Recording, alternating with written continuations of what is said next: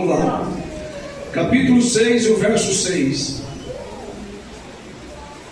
Porém, um dos serafins voou para mim, trazendo em sua mão, na sua mão, uma brasa viva, que tirara do altar com uma tenaz.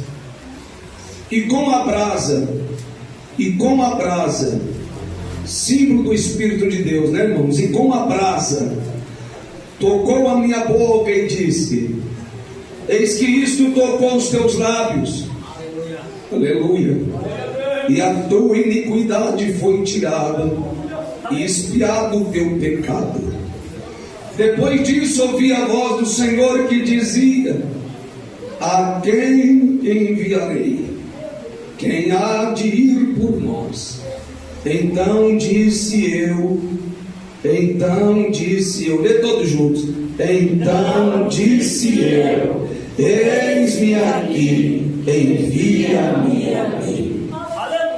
Amém? Vamos para Gálatas agora, irmãos. Capítulo 1 de Gálatas. Eu vou fazer conforme o Senhor colocou em meu coração. Glória a Deus. A direção é dele. Glória a Deus. Aleluia. Capítulo 1 dos Gálatas. Glória a Deus. Vamos ler com a igreja o versículo de número, deixa eu ver aqui. Eu vou ter que ler desde o versículo 11, tá, irmãos? Para a gente entender. Quem encontrou, dá glória a Deus. Gálatas. Carta de Paulo aos Gálatas, capítulo 1, verso 11. Mas faço-vos saber, irmãos, que o evangelho que por mim foi anunciado não é segundo os homens, porque não o recebi, nem o aprendi de homem algum, mas pela revelação de Jesus Cristo. Porque já ouviste qual foi antigamente a minha conduta no judaísmo, como sobremaneira perseguia a igreja de Deus e assolava. E na minha nação excedia em judaísmo a muitos da minha idade, sendo extremamente zeloso das tradições dos meus pais. Verso 15, marca isso aqui. Mas quando aprouve a Deus, que desde o ventre da minha mãe me fez o quê? Me separou e me chamou pela sua graça, revelar seu filho aonde? Todos juntos. Revelar seu filho em mim, para que o pregasse entre os gentios. Imediatamente não consultei a carne nem o sangue. Amém, igreja? Levante as mãos para mim um pouquinho aos céus. Soberano Deus, toda a igreja, soberano Deus. Levanta as mãos, amada igreja, soberano Deus. Cheira da cala da Xandarábia. Ó Deus da minha alma, da minha salvação, confirma agora a tua palavra. Confirma agora, meu Deus, a sua palavra. Manifesta aqui no nosso meio, Pai. Aleluia, manifesta, Jesus. Levanta a mão, igreja, manifesta, Jesus. Manifesta, Senhor, o poder da sua palavra. Manifesta, manifesta, Jesus. Anda, canta, lava, súria. Manifesta, Jesus, manifesta. Manifesta o teu poder aqui agora. Isso, igreja, levanta a mão, manifesta, Jesus.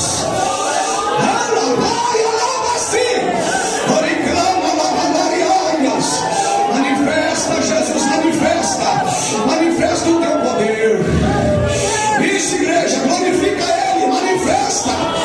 Manifesta, Jesus, o seu poder. Dá lugar para o Espírito de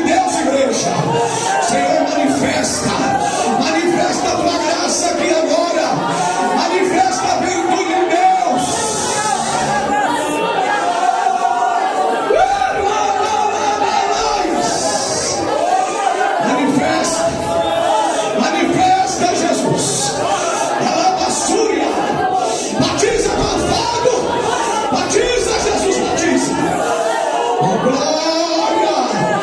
Oh glória! Alaba cima, glórias! Sua mão seja conosco. Sua mão seja conosco. Sua mão seja conosco. Seja com a sua igreja. Em nome de Jesus. Tome assento agora. Eu quero que os irmãos dêem uma salva de palmas para Jesus. Com glória a Deus. Bate as palmas e dá glória a Deus. Vamos juntos, bate a palma e dá glória a Deus. Glorifica, glorifica a igreja. Glorifica a igreja, glorifica. Bate as palmas bem forte, igreja. Glorifica, glorifica. Bate a palma para dar glória a Deus.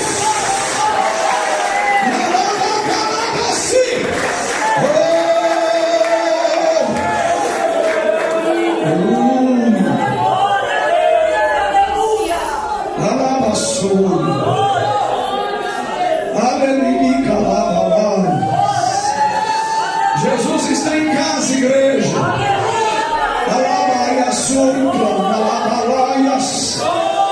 Jesus está conosco. Jesus está conosco. Sua presença está conosco. Enquanto a igreja glorifica, Ele cura os enfermos.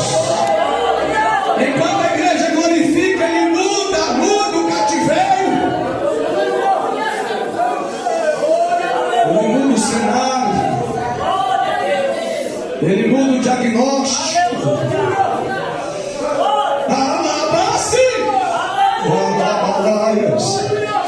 Quando a igreja glorifica, Ele corta e quebra as algemas do diabo e põe liberdade, porque é prazer dele fazer isso.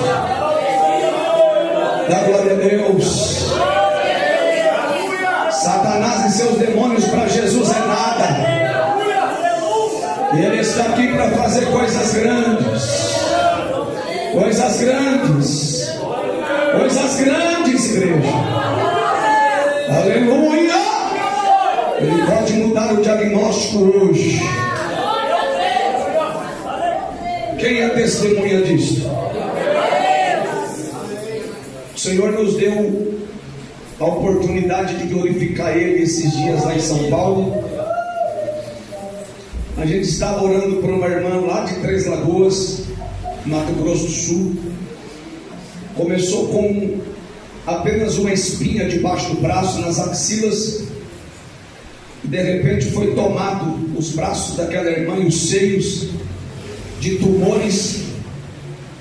E grávida de 6 meses, um casal de gêmeos dentro da barriga dela. E o médico disse assim para ela: você não vai ter o prazer de amamentar seus filhos, porque nós vamos ter que fazer amputação, tem que retirar as 2 mamas. E o irmão Silvio entrou em contato com a gente daquele jeito, desesperado. E a igreja orou, os irmãos oraram, claro, eles fizeram o propósito deles com Deus. E estava marcada a cirurgia para retirar as 2 mamas, porque o lado esquerdo deu tumor maligno, não tinha o que fazer, tinha que retirar. E esse período de exames e espera, todo mundo entrou na presença do Senhor. A igreja entrou na presença de Deus.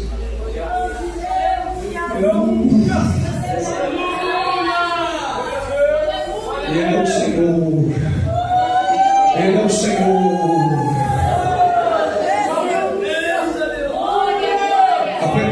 A penúltima vez que ela foi ao médico, o médico disse assim: olha, a gente não sabe o que aconteceu, mas os tumores regrediu 70%. Nós vamos fazer mais um acompanhamento, vamos cancelar a cirurgia. O irmão Silvio diz assim: pastor, eu não sou crente de coisa nenhuma, porque essa mulher de madrugada, pastor, ela desce aqui de cima, vai lá para a sala e senta lá na frente do órgão dela e vai cantar e vai louvar o nome do Senhor. Essa mulher está louvando a Deus todo dia. O dia que ele não vai para o culto, eu tenho problema, porque eu tenho que levar essa mulher para a igreja todo culto. Aleluia. E a igreja em oração. Eu disse: meu irmão, fique em paz, Deus vai fazer uma obra. Quando foi quinta-feira passada, eles entraram em contato com a gente, naquele jeito, com aquela alegria toda, porque ela dormiu com tumor e acordou limpa. Aleluia! Não tem como explicar, aleluia! O médico não sabendo o que aconteceu. Aí o médico assim: de 1000 pessoas, tem uma porcentagem de 1,5% que isso pode acontecer. Os homens não vão acreditar que existe milagre, né? Mas quando o nosso Deus resolve fazer, Ele faz para a glória do seu nome. Amém? Eu vou contar só mais essa. Os irmãos estavam acompanhando, a gente pediu lá na igreja oração. O Senhor nos deu uma família inteira lá para a igreja. E a criança, nós pedimos no programa também, condenada à morte, 3 aninhos de idade. Eu fui lá para o INCOR, no Hospital das Clínicas, o tórax da menina aberto, literalmente aberto. Foi feita uma cirurgia no coração dela. E quando acabou a cirurgia, ela já ia se esvaindo, ia morrendo. Já correram, colocaram a menina naquela máquina que fica passando sangue dentro da mangueira. Ou seja, ela só estava viva por causa da máquina. O dia que eu estava lá junto com a família no hospital, o médico chegou para falar com os pais, eu estava ali, e disse assim: ó, o quadro dela é gravíssimo, a situação dela só está viva por causa da máquina, mas já se passaram 13 dias e não pode ficar mais, porque já está dando trombo nas mangueiras, não tem como ficar. Nós vamos reduzir a sedação e vamos desligar a máquina. Se o coração dela funcionar, ela vai viver. Pelo contrário, se acontecer como saiu da cirurgia, a gente vai chamar a família, tira a máquina, coloca a menina no seu colo, para vocês despedir dela e terminar a respiração no colo de vocês. Eu estava lá presente quando eu vi aquilo. Eu disse: meu Deus, que insensibilidade é essa? Mas chegou o dia de desligar a máquina, porque não tinha como continuar. Aquele rapaz, o Wendel, mais a mãe, estavam desviados do evangelho, caiu aos pés de Jesus e fizeram um concerto com Deus. Você quer que Deus tome a sua causa nas suas mãos? Concerto com Deus, não tem outro caminho. Você quer que Deus mude o diagnóstico? Concerto com Deus, não tem outro negócio não. Altar. Fizeram um concerto com Deus, tiraram a máquina, tiraram a sedação, e a menininha lá com a barriga, com o peito aberto, o tórax aberto, e o médico ali aguardando, todo mundo aguardando. Daqui a pouco o coraçãozinho da menina começou.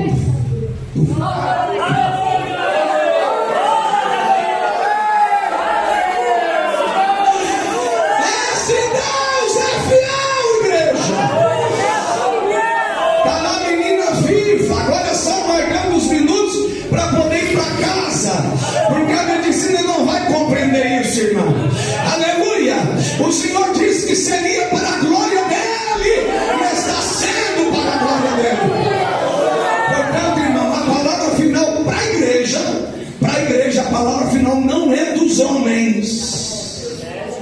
Para a igreja, a palavra final vem dele, é dele, somente dele. Se ele ordenar, está ordenado. Se ele falar, está falado e acabou.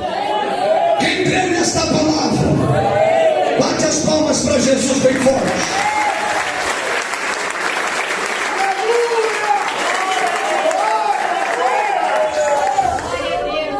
Eu quero a sua atenção.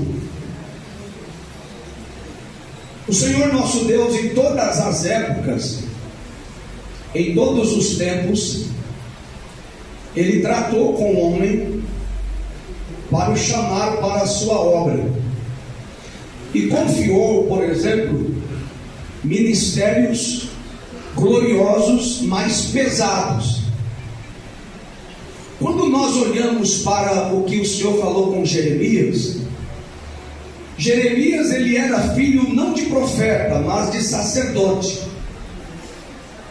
E pela linhagem, o pai prepara o filho para ser seu sucessor, ou para estar na mesma linhagem. Portanto, Ilquias, ele preparava Jeremias não para ser profeta, mas para ser sacerdote. Na cabeça de Ilquias, meu filho vai seguir os meus passos, ele vai ser sacerdote também. Mas numa época difícil, de uma degradação moral, degradação espiritual, aonde os órfãos ele era desprezado, aonde as viúvas também eram desprezadas, aonde o poder político imperava, aonde a palavra de Deus ela era desprezada. Em outras palavras, eu sou rei, faço do jeito que eu quero e acabou. Quem manda sou eu e acabou. E a obra do Senhor, para ser realizada naquele tempo, Deus precisava de alguém. E quando Deus vai falar com Jeremias, dá-se a entender que ele tem ali os seus 17 para 20 anos de idade, quando Deus fala com ele. Para assumir o papel de ser um sacerdote, precisava ter mais de 30 anos de idade. Mas Deus, quando quer escolher, quando quer fazer uma obra na nossa vida, independente da idade, Ele pode fazer com a criança no colo ainda, como também usar ainda um idoso que esteja aí com seus 90, 100 anos de idade. Porque para Ele fazer, basta apenas o seu querer. Quem compreende isso daqui? E quando Deus vai chamar Jeremias, o Senhor vai falar para ele assim: Jeremias, antes que você foi formado no ventre, antes que os óvulos se fecundasse, antes que o feto fecundasse, eu te escolhi, eu te chamei, aleluia, aleluia. E disse mais: antes que saísse do ventre da sua mãe, antes que você viesse ao mundo, eu te dei não por sacerdote, mas eu te dei por profeta na minha presença. Alabaçúria, aleluia. Quando Ele quer fazer uma obra, não tem quem possa impedir. Alabacanta, alabaçúria. Quando Ele quer falar no coração de alguém, não existe demônio, não existe homem, não existe situação que vai impedir o agir de Deus. Quem toma posse desta palavra aqui, igreja? O Senhor vai falar com Jeremias e diz: antes que você saísse do ventre, eu te santifiquei. Sabe o que significa isso aqui? Eu te separei, tu és meu. Não adianta, Jeremias, porque aqui nessa terra você não vai ter direito de casar. Olha a conversa. Ué, quem é que não quer casar? Você não vai ter direito de casar. Aqui você não vai ter mulher. Aqui você vai fazer somente o que eu estou te mandando. Em meio a mais de 7 bilhões de habitantes, os meus olhos passou sobre a terra e olhou para Jeremias e disse: você é meu. Você foi separado para mim. Eu te escolhi para uma missão. E a missão de Jeremias era uma missão muito árdua, porque falar a liderança, chegar numa época daquela e pregar a palavra do Senhor, era estar disposto a calabouço, era estar disposto a bufetões, era estar disposto a rejeições, era estar disposto a pagar um preço por causa disso. Quem entende a palavra? Mas Jeremias chegou uma hora que ele disse assim: eu não posso ir porque eu sou uma criança, eu não tenho condições de ir. Mas o Senhor vai dizer assim: ó, Jeremias, quem vai falar sou eu. A palavra não é tua, a mensagem não é tua, a palavra ela é minha, Jeremias. Alabaçúria. E eis que eu coloco as minhas palavras na tua boca. E a Bíblia diz que o Senhor foi lá e tocou nos lábios de Jeremias, aleluia, olha aqui, e tocou nos lábios de Jeremias e colocou na boca dele a palavra. E o Senhor vai dizer ainda: o povo a quem eu vou te enviar é um povo de coração duro. Aleluia. É um povo de cerviz endurecida, pescoço enrijecido, que não se curva. É para lá que eu estou te mandando. Aí o Senhor Jesus vem e fala assim para os seus obreiros: eis que eu vos envio no meio do quê?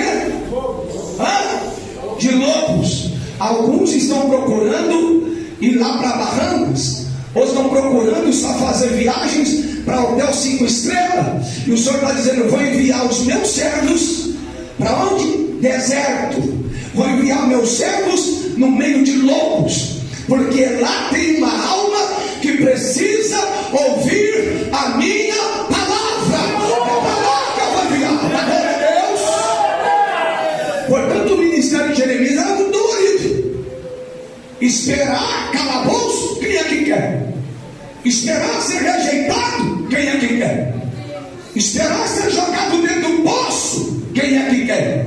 Mas Jeremias foi e cumpriu o seu papel. Dá glória a Deus. Quando a gente lê Isaías no capítulo 6, eu olho para a palavra e vejo um mistério muito grande aqui. Pela sua atenção, porque enquanto a Jeremias o Senhor disse assim: ó, não existe opção para você, ou você vai ou vai. No capítulo 6 parece que Deus está dando livre-arbítrio. Ouça aqui, parece que Deus está dando livre-arbítrio. Vê aí se você quer ir. Porque a palavra qual que foi? Ele vê o culto celestial, ele vê os serafins voando, ele vê a glória, como a mocidade cantou aqui. A presença dele estava na casa. Aquela fumaça era o símbolo da presença de Deus na casa. E a coisa foi tão real que diz ele que os umbrais da porta se moviam. Ó, transcendeu do mundo espiritual para o mundo físico. Ah, meu Deus, você está entendendo isso aqui, igreja? Será que você está entendendo isso aqui, irmão? É por isso que tem hora que dá vontade da gente dar um pulo para cima mesmo. Não é meninice, não. É porque a graça de Deus se manifesta. Quem já sentiu a presença de Deus assim, com desejo de cantar, com desejo de falar em mistério, aleluia, com desejo de ficar de pé, aquela presença gloriosa de Deus. Isaías vê tudo aquilo. Só que quando Isaías vê aquele culto, irmão, ele reconhece a sua miséria. Isso aqui que é bonito, porque a presença de Deus não é para te fazer exaltado. Presença de Deus não é para você demonstrar que você é melhor do que alguém. Presença de Deus não é para dizer eu sou melhor do que esse daí. Presença de Deus é para nos fazer diminuir. Quanto mais cheio da presença de Deus você for, mais humilde tem que ser. Quanto mais cheio da graça de Deus, mais pequeno você precisa se considerar. Da glória a Deus. Sabe o que Isaías faz? Isaías abre a boca e começa a gritar, irmã Marta. Porque segundo a história, Isaías começa a sentir dores no peito. Ele está sentindo que vai morrer, porque ele viu a glória de Deus. E a palavra diz que aquele que vê a minha glória não suporta, não tem vida, cai por terra mesmo. Aleluia. E ele diz assim, ó: ai de mim. A graça de Deus faz isso. Não é você olhar para o pecado da irmã que está do teu lado, é olhar para dentro de você. A presença de Deus tem que fazer você reconhecer o que está aqui dentro de cada um de nós, igreja. Isaías diz assim, ó: ai de mim, porque vou perecer. Ai de mim, porque vou perecer. E os teus olhos viram o Senhor. Quando ele viu aquilo, ele diz assim, ó: eu sou um homem de impuros lábios. Ele considera o seu pecado. Qual é o pecado dele? A língua dele, a boca dele.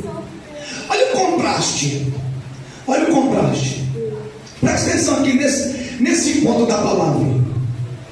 Enquanto Jeremias, o Senhor vai lá e diz assim, ó: vou pôr minha mão na tua boca e aplicar minha palavra na boca de Jeremias. De Isaías, O Senhor, quando ouve ele falar, o meu problema é a minha boca, porque você tem que considerar, onde é que está a nossa fraqueza? Aonde é que está a nossa falha? O que é que nos divide da presença dele? Qual é o ponto da nossa vida que precisa ser melhorado? Naquele momento a Bíblia diz que o serafim saiu voando e vai até o altar, base central do Senhor, altar, está aqui, a lavassúria, aleluia, aleluia, aleluia, aleluia. E como Atenas, ele tinha uma brasa, símbolo do Espírito de Deus, porque aqui está a Trindade divina lá, aleluia, porque o serafim dizia: Santo, Santo, Santo é o Senhor dos exércitos, 3 vezes, Santo, Santo, Santo é o Senhor dos exércitos. Ele glorificou a Deus, ele viu a presença de Deus, ele viu a presença de Deus. De repente a brasa é tirada do altar e vai e toca na boca de Jeremias, aliás, de Isaías. A brasa foi e purificou o seu pecado, e a Bíblia diz assim, e foi expiada o seu pecado. O que a Bíblia fala? Que a hora que o Espírito Santo chega na vida de alguém, o que você cometeu até aqui não importa mais, porque a partir de agora você vai ser purificado pelo Espírito de Deus. Da glória a Deus. Ouça, aquela brasa acima do Espírito Santo purifica os lábios dele. E aí o Senhor diz: eis que isso tirou o seu pecado, foi expiada a sua iniquidade. Depois disso, irmão Augusto, ele ouve uma voz. A voz não foi dirigida para Isaías, como foi dirigida para Jeremias. Não, a voz foi no ar assim, a quem? De novo, a quem? Quem há de ir por nós? Dali a pessoa bendita do Pai, Filho e Espírito Santo. A Trindade divina está ali presente. A voz não foi dirigida assim ao senhor presbítero, ao meu irmão presbítero. Por que Isaías abriu a boca, irmão? Porque ele sentiu-se perdoado. Porque Isaías,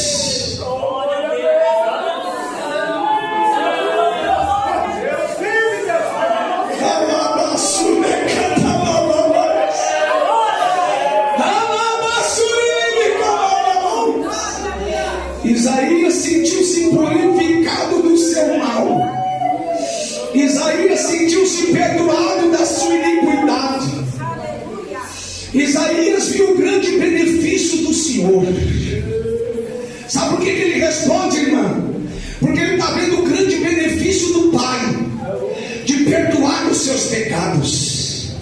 O sangue de Jesus não é groselha não, tá, meu irmão? Não.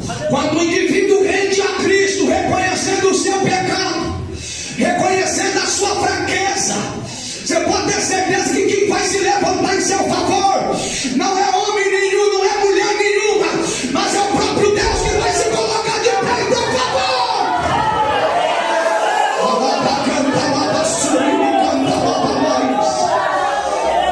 Ouça, ao sentir-se perdoado, ao sentir-se purificado, Isaías diz assim, mano, eu não posso negar, porque agora eu obtive uma oportunidade muito grande. Primeiro, eu vi a Deus e estou vivo. Eu vi a Deus e não morri. Eu vi a Deus e estou aqui respirando ainda. Aleluia. Aí ele abre a boca e diz: eis-me aqui, envia-me a mim. Qual era o propósito de Deus? Qual era o propósito de Deus? Era ter alguém pronto para que ele pudesse usar naquela dispensação, naquele momento. Quando nós olhamos para o que disse Paulo aos Gálatas, eu estou indo já para o fim, a Bíblia Sagrada vai dizer, Paulo, diante dos irmãos, dizendo assim: vocês não me conheceram não? Vocês não tiveram conhecimento da minha pessoa? quem eu era lá no farisaísmo ou no judaísmo, como eu defendi as tradições dos meus pais, como eu lutei, e dos alunos que estavam comigo, eu excedi acima de todos eles, nunca foi necessário ser repreendido. Aí ele diz, a palavra diz assim, ó, mas quando coube a Deus, olha isso aqui, quando coube a Deus revelar seu filho aonde?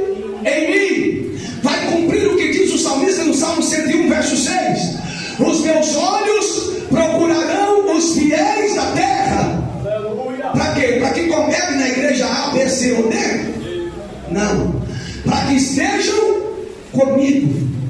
Deus tem desejo de se relacionar com o homem.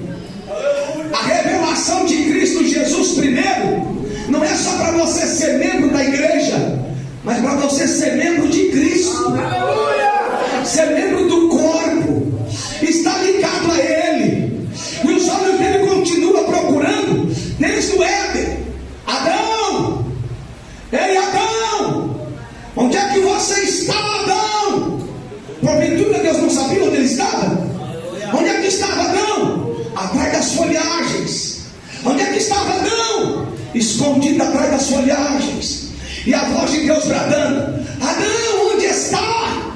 Agora o Senhor vai revelar o seu filho em quem? Em Paulo. E ele disse assim, ó, ele revelou isso antes de eu nascer. Coube a Deus me separar para a sua graça antes de eu vir ao mundo. Agora segura aqui que você vai entender isso aqui. Segundo a história, quando o Senhor Jesus vai falar com Paulo, ele tinha aproximadamente os seus 30 a 35 anos de idade. É aproximadamente isso. Agora escuta, por favor. Olha o período, desde o dia que nasceu até quase 40 anos, para ele chegar e dizer assim, ó, Deus me chamou para a sua graça antes de eu vir ao mundo. O problema, meu irmão, sabe qual é o problema, irmão? É que existem pessoas que sabem que Deus chamou, mas eles estão atrás das folhagens.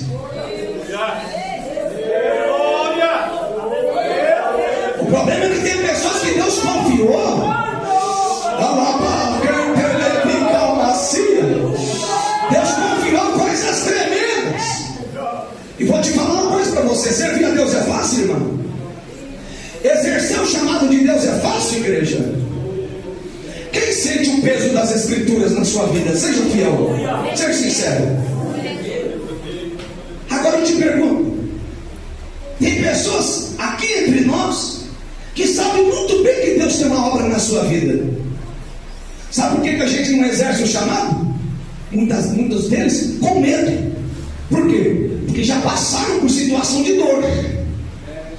Outros foram provados ao extremo.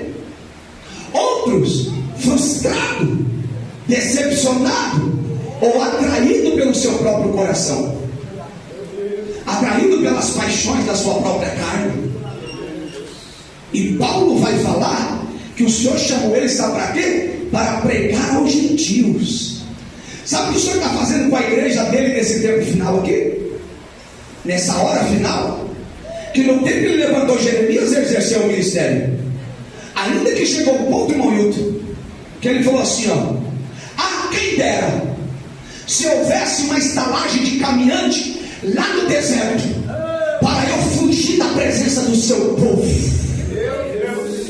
Jeremias chegou a dizer para Deus assim, ó: um povo de coração endurecido, eu tenho pagado o preço por uma vida com esse povo, eu tenho que chorar. Foi chamado de profeta das lágrimas. E ele chegou a dizer assim, ó: se tivesse uma estalagem de caminhante longe daqui, eu iria. Sabe por quê, irmão? Porque o peso da chamada é demais, é pesado.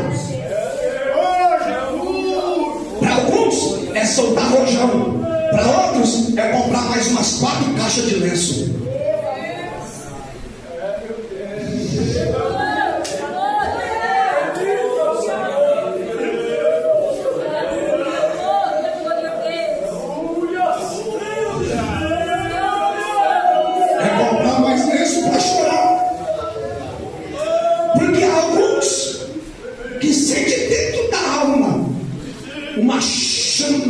profundamente, que mesmo sabendo que tem sofrimento e dor, ele consegue ouvir o gemido das almas que estão sofrendo.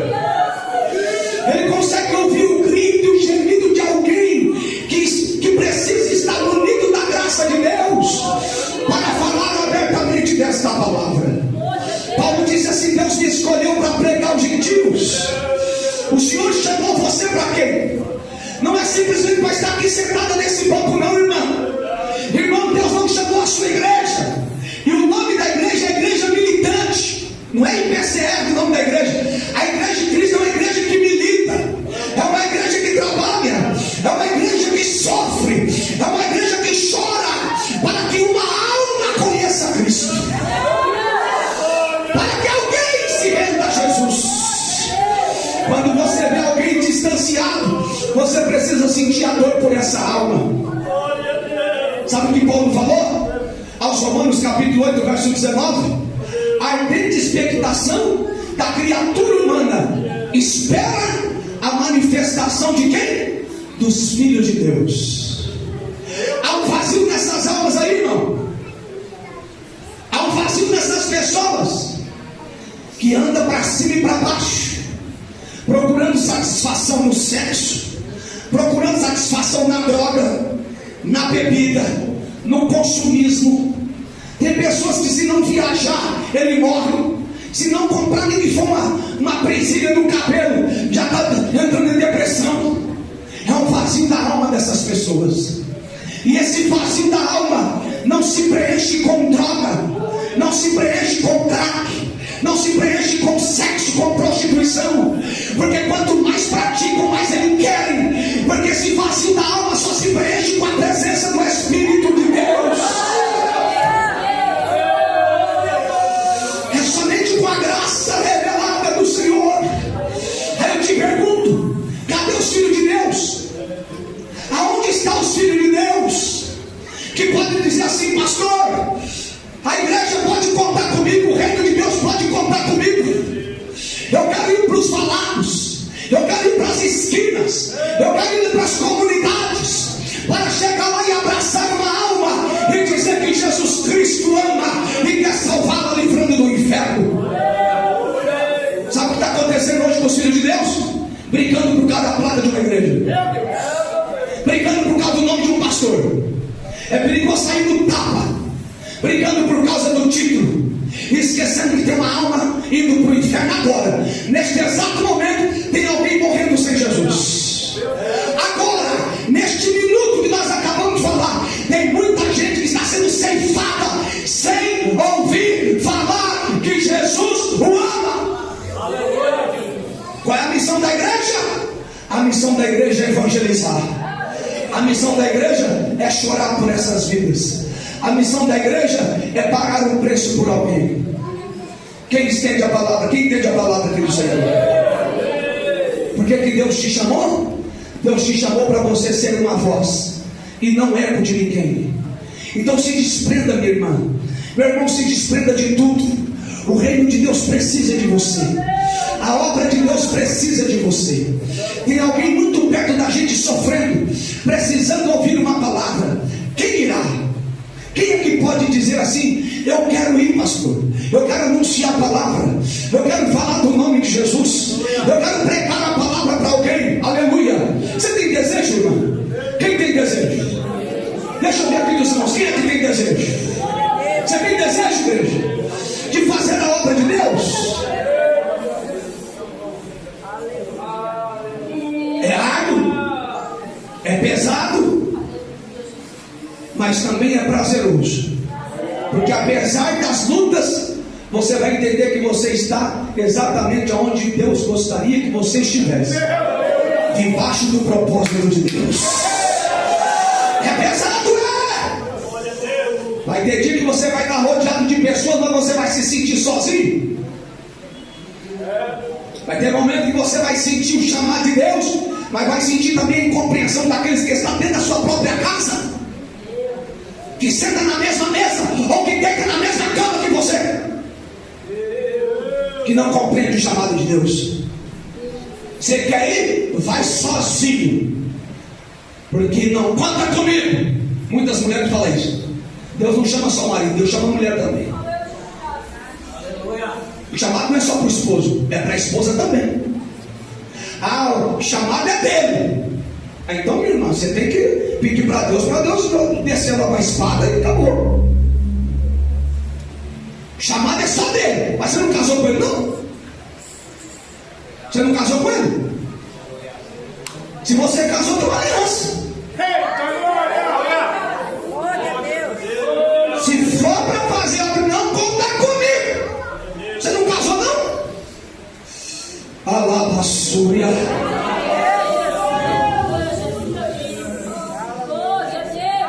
Alaxera que tem me calabadores.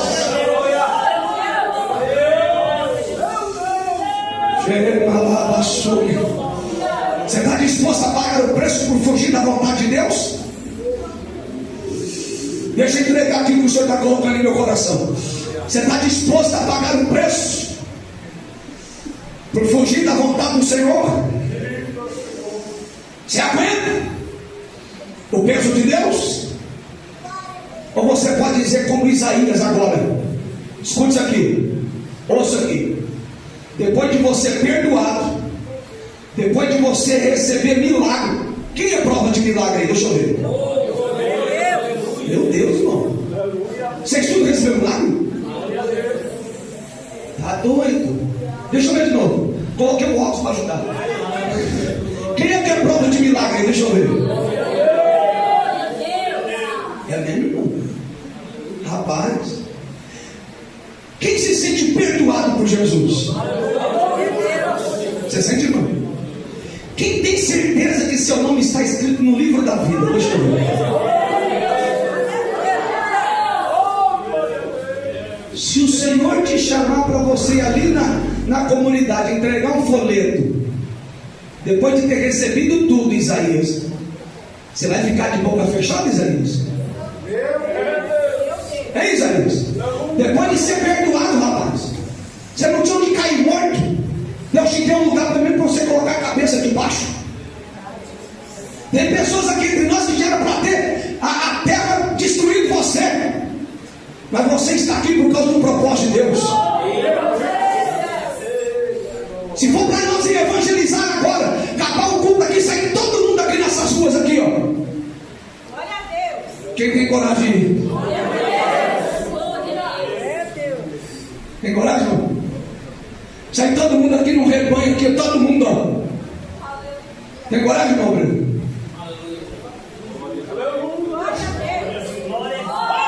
Tem, irmão?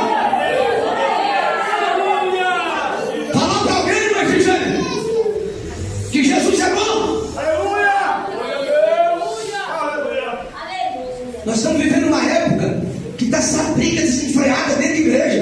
É 2 puxa para lá, 3 puxa para cá, e as almas perdidas lá morrendo, ninguém está vendo. Quem sabia disso? Alguém fala de política, a política entrou dentro do cristianismo. Disputa por poder, disputa por autoridade, por posição, e as almas morrendo.